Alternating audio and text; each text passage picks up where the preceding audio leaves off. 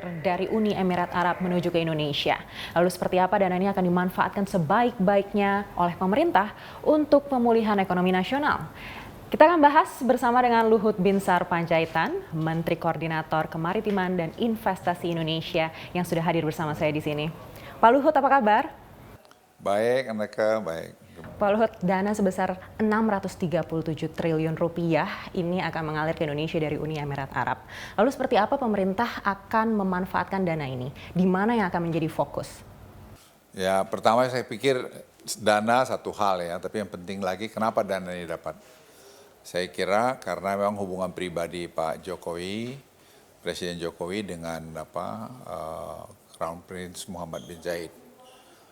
Mereka punya hubungan, saya lihat itu sudah sangat dekat. Jadi tidak kurang ibunda Muhammad bin Zayed, Crown Prince yang memasakkan makanan pertama waktu Pak Jokowi sampai di Abu Dhabi. Jadi dan juga Presiden Jokowi itu diundang makan di istana pribadinya Crown Prince Muhammad bin Zayed. Jadi saya kira itu sudah sangat jelas dan betapa percayanya Pak Abu Dhabi ini dengan Pak Jokowi. Tapi saya lihat itu mulainya dari kunjungan pertama Crown Prince Muhammad bin Zayed ke Bogor hampir 3 tahun yang lalu. Dan dari situ saya lihat betapa hubungan mereka jadi sangat baik, hubungan teleponan berapa kali. Dan kemudian saya juga jadi beruntung karena Presiden mengenalkan saya pada Crown Prince Muhammad bin Zayed. Dan kebetulan latar belakang kami sama-sama tentara. Dan mungkin juga kebetulan auranya kami cocok sehingga beliau sama saya suka berhubungan, suka kontak begitu. Sehingga ya banyak bahasa-bahasa yang perlu disampaikan kepada Pak Jokowi, beliau suka kontak melalui saya. Dan kemudian mereka berdua, kepala negara, bertelepon. Nah itu saya pikir bagus, sehingga waktu kita bentuk INA, Indonesian Investment Authority itu, mereka sangat senang karena organisasi ini dibuat sangat profesional. Dan setelah berjalan hampir 1,5 tahun, kelihatan buahnya sudah mulai jalan. Jadi mereka investasi di situ $10 miliar awal-awalnya. Itu saya pikir disebutkan juga dalam pertemuan antara Pak Jokowi dengan Crown Prince Muhammad Zayed. Kebetulan saya hadir selalu di situ. Mereka sangat senang. Dan itu menunjukkan kualitas Indonesia juga. Nah dari situ kemudian kita memang rancang dengan pertemuan saya dengan pembantunya Crown Prince Muhammad bin Zayed, Menteri Suhail, berdiskusi sama banyak lagi teman-teman menterinya di sana. Ya, akhirnya Crown Prince mengirim perusahaan mereka itu G42 untuk datang ke Indonesia dan nemui saya, diperintahkan oleh Crown Prince setelah Crown Prince dengan Presiden bicara. Nah di Indonesia kami bicara banyak sehingga disepakatilah itu kira-kira 3 bulan lalu ya. Mereka masuk ingin membuat smelter yang green energy di nanti Kalimantan Utara. Kita joinkan itu kira hampir ya dekat $10 miliar ya. Kemudian karena nanti orang akan kena tax kalau tidak pakai green energy di Eropa itu bisa $1.600 per ton. Jadi mereka bisa rugi itu. Artinya smelter ini akan menjadi fokus, Pak? Ya, satu smelter. Yang kedua, tadi itu dia juga bicara menyangkut dengan Pertamina. Ya, juga mereka bicara juga dengan masuk di beberapa pelabuhan udara dan pelabuhan laut kita. Dan banyak lagi proyek-proyek lainnya. Nah, di samping itu ya Presiden Jokowi juga bicara sama Crown Prince.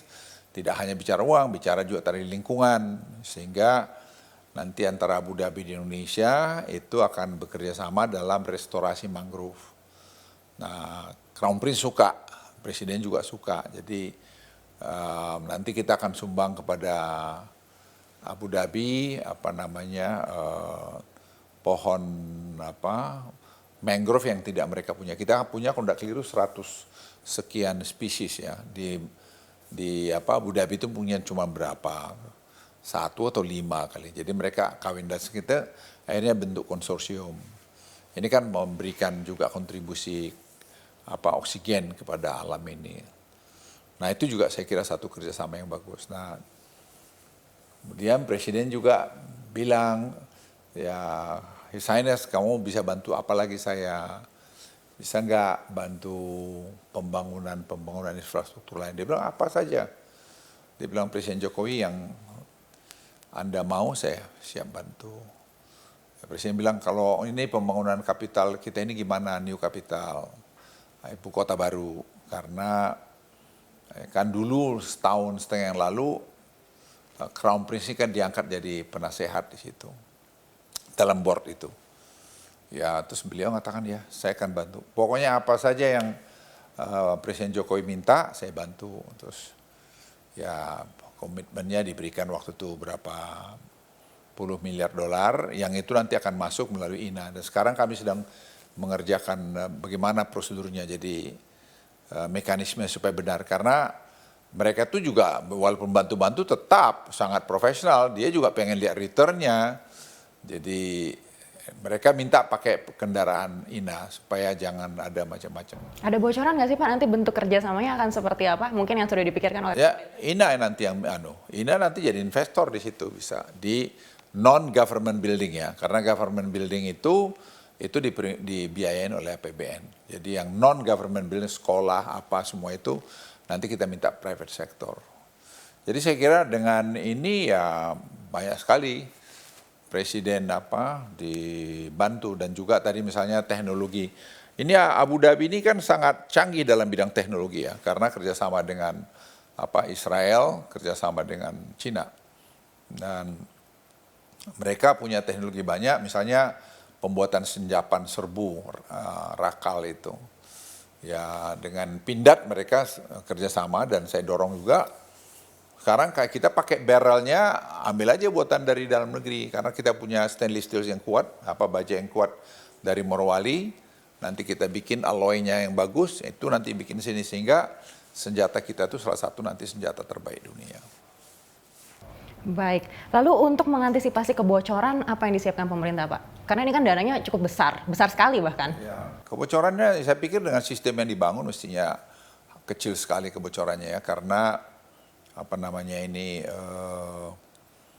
INA ini saya kira sangat profesional ya, jadi tidak juga bisa diintervensi siapa aja, mereka akan bekerja profesional. Kemudian juga seperti ibu kota, ya Presiden sepakat pengawasan itu harus dilakukan oleh konsultan asing, sehingga menghindari jangan sampai ada di sana. Dari samping itu kita juga anak-anak muda di kantor saya ikut juga menghitung supaya jangan terjadi ada markup dan dengan kualitas yang bagus nanti di ibu kota baru itu misalnya seperti DP World misalnya dia menginvestasi saya kira hampir $7,5 miliar atau lebih itu, saya nggak ingat angka-angkanya, tapi itu saya kira bagus, jadi membuat pelabuhan kita lebih efisien. Misalnya pelabuhan Kuala Tanjung ya dengan Batam itu kita mau minta DP World yang main sehingga mereka bisa direct call dari itu, tidak perlu lagi ke pelabuhan lain perantara. Nah itu akan menimbulkan penurunan cost sampai mungkin 30%. Dan itu akan membuat Indonesia efektif. Jadi nanti Priok, Patimban, kemudian di Surabaya, Makassar, kira-kira mungkin 6-7 international seaport lah kita ke depan. 30% efisien sekali ya Pak. Jadi at the end itu memang mereka akan lihat efisiensi kita, dan itu saya kira yang saya senang sampai hari ini bahwa mereka appreciate terhadap itu. Pak, bicara ibu kota baru ini menarik sekali nih, karena kalau kita melihat Uni Emirat Arab teknologinya sangat maju. Apakah ini artinya nanti di ibu kota baru kita akan menggunakan teknologi semaju di sana? Ya, kita akan pakai. Jadi nanti itu kita akan tailor, tidak membeli barangnya itu satu brand. Jadi sama-sama kita lihat ini mungkin dari Apple yang bagus, ini dari mana yang bagus. Jadi kita pengen creme de la creme daripada teknologi ada nanti di ibu kota baru. Tapi kalau dari dalam negeri belum ada pertimbangan ya Pak menggunakan teknologi dari dalam negeri? Sangat ada. Nah, kita selalu akan bertumpu coba menggunakan apa yang bisa dibuat dalam negeri. Jadi kita dorong. Jadi kalaupun kita ambil dari luar, kita akan minta lakukan teknologi transfer dan diproduksi dalam negeri. Baik, artinya nanti akan ada tender seperti itu Pak untuk di dalam negeri? Oh iya, boleh. Semua bebas dari dalam negeri juga kalau ada teknologinya meet dengan standarnya, ya mereka silakan dong. Masa kita mau dari luar aja? Enggak dong. Baik. Yang juga menarik nih Pak untuk energi baru terbarukan. Ini Uni Emirat Arab katanya juga tertarik. Kalau spesifikasinya ini untuk energi baru terbarukan yang mana? Ya sebenarnya kan dia sudah masuk satu floating solar panel ya di Danau Cirata. Itu hampir 150 megawatt. Kan kita ada 16 danau yang cukup besar-besar.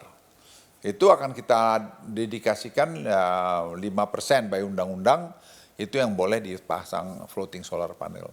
Ya seperti itu kita akan tawarin nanti. Di Jawa ini aja ada berapa. Apakah smelter ini termasuk salah satunya untuk energi baru terbarukan? Ya bisa, smelter itu seperti yang nanti di di Kalimantan Utara, itu akan pakai nanti hydropower dan solar panel. Jadi base load-nya nanti adalah hydropower, nanti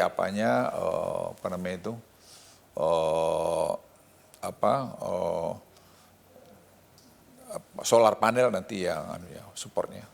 Artinya solar panel ini yang akan menjadi fokus Pak, kan kalau kita lihat ini ada 5 yang akan menjadi fokus dari riset nasional begitu. Ya solar panel itu nanti di Kaltara itu dibangun kira-kira 10.000 megawatt ya, 10.000 megawatt. Dan saya kira cukup lumayan karena kebutuhan listriknya di situ cukup besar. Karena saya kira nanti itu yang akan di groundbreaking Bapak Presiden pada bulan depan itu. Untuk petrochemicalnya itu salah satu mungkin akan terbesar di dunia kali ya.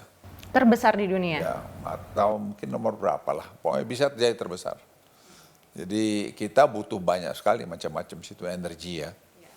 Ini bisa direalisasikan kapan Pak mungkin? Groundbreaking bulan depan. Ya mungkin 2-3 tahun sudah harus jadi. 2-3 tahun dari sekarang. Oke, masalah berikutnya yang menarik juga ini terkait dengan pembebasan lahan, Pak. Kira-kira plan pemerintah akan seperti apa? Pembebasan lahan saya kira nggak ada masalah sih ya. Semua pemerintah lakukan, ini kan ya proyek strategis nasional. Jadi ya harus turun. Jadi ada harga NGOP, itu aja kita pegang. Plus. Ya. Jadi jangan juga pemerintah disandra, nggak boleh. Karena kan kepentingan untuk nasional. Supaya kita jangan tergantung negara lain. Tidak akan mengganggu proses investasi dari Uni Emirat Arab? Saya tidak melihat sampai hari ini. Karena kami turun tangan kok terus semua. Kita sampai hari ini belum ada yang nggak bisa diselesaikan.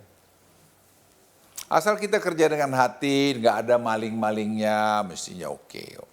Akhirnya kembali lagi ke pengawasan ya Pak? Ya, jadi Monef itu jadi penting. Monitor dan evaluasi. Untuk informasi lebih lengkap dan berita terkait, klik link di deskripsi. Jangan lupa untuk install aplikasi CNBC Indonesia di App Store dan Play Store. Jangan lupa untuk subscribe ya.